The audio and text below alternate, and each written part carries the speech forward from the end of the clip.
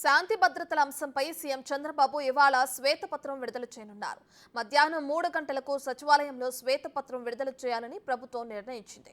గడిచిన 5 ఏళ్లలో శాంతి భద్రతల పరంగా రాష్ట్రంలో వ్యవహరించిన తీరు, అక్రమ కేసులు, నిర్బంధకాండ, ప్రతిపక్షాల అణచివేత, పౌరులపై నమోదైన కేసులు తదితర అంశాలపై శ్వేతపత్రం ద్వారా వివరాలు వెల్లడించే అవకాశం ఉంది.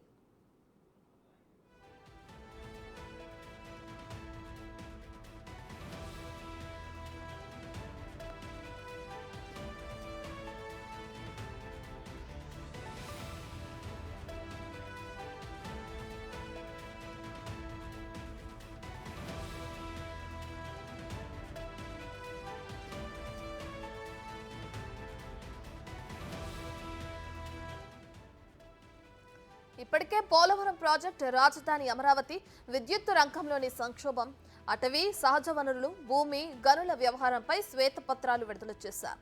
ఇలా వరుసగా ఇప్పటి వరకు 4 శ్వేతపత్రాలు విడుదల చేసిన ముఖ్యమంత్రి నారా చంద్రబాబు నాయుడు ఈరోజు మరో శ్వేతపత్రం విడుదల చేయనున్నారు.